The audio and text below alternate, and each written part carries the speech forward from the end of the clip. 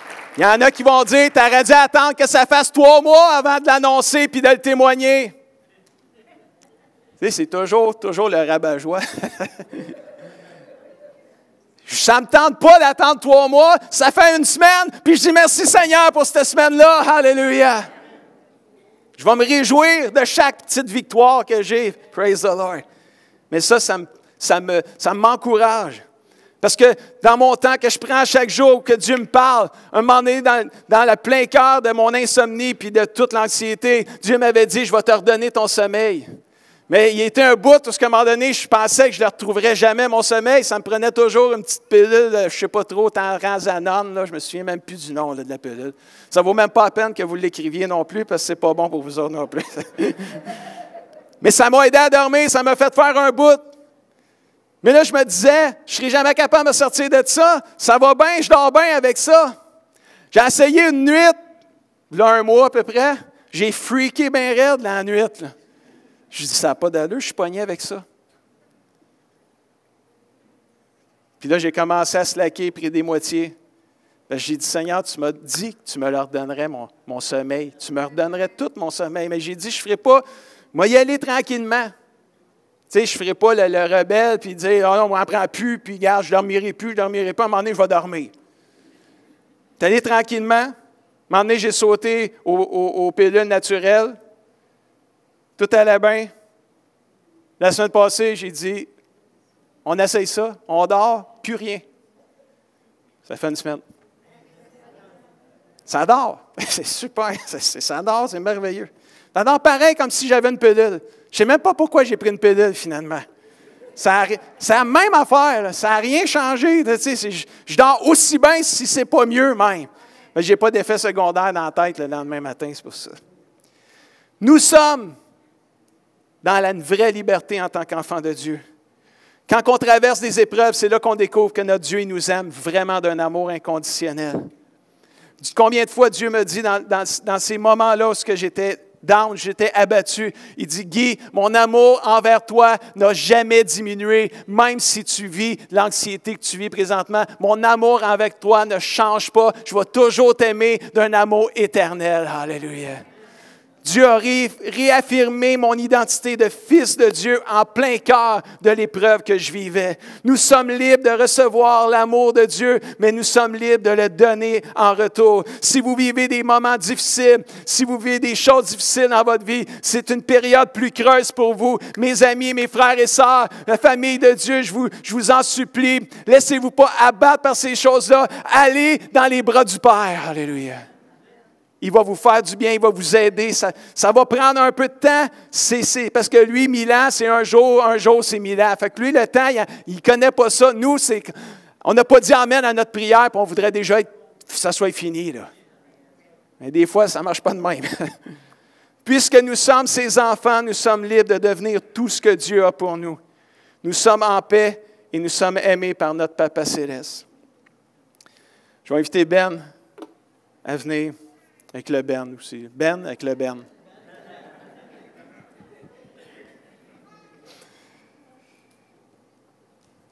La Bible dit dans Jean 14, 6, on connaît ce texte-là. C'est sûr que ça fait longtemps. Là. Madame Nadeau, c'est sûr, ça fait tellement longtemps qu'elle est chrétienne qu'elle connaît ça, Jean 14, 6. Là, je suis allé dans une autre version, peut-être que ça va en mêler une couple. Jésus dit, le chemin, la vérité et la vie, c'est moi. Mais c'est l'autre phrase que je veux mettre l'attention dessus aujourd'hui. Personne ne va où? Où? Au Père, sans passer par moi. Le but de Jésus, ce n'est pas juste qu'on y aille au ciel. Le but de Jésus, c'est de nous amener dans les bras du Père. Alléluia. Ça, c'est merveilleux. Le but de Jésus, tu sais, je l'ai dit au début, si on reçoit Jésus, Jésus fait de nous des enfants de Dieu.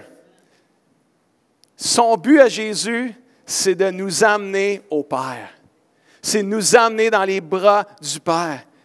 En faisant de nous des enfants de Dieu, il nous conduit directement dans les bras de notre Papa Céleste. Jésus est le seul qui peut conduire les êtres humains à Dieu le Père. Il n'y a pas une religion, ce n'est même pas notre Église, c'est Jésus qui conduit les gens au Papa Céleste. Si tu n'as jamais reçu Jésus dans ta vie, que tu sois ici ce matin ou que tu sois chez toi en train d'écouter ça par Internet, tu as besoin non seulement de croire en l'histoire de Jésus, non seulement de croire en ce qu'il a fait Jésus, mais tu as besoin de le recevoir dans ta vie.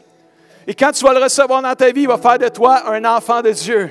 Et tu vas avoir un nouveau Papa Céleste. Mais ce n'est pas fini. Romains 8, 29. Ceux que Dieu a choisis, il a aussi d'avance décidé de les faire ressembler à son Fils. Si le but de Jésus, c'est de nous amener au Père, une fois qu'on est rendu dans les bras du Père, le but du Père, c'est de nous transformer afin que nous puissions ressembler à son Fils Jésus. Avec amour, avec vérité, Dieu va nous corriger, mais plus nous avancerons dans notre relation avec notre Papa Céleste, plus nos vies seront changées.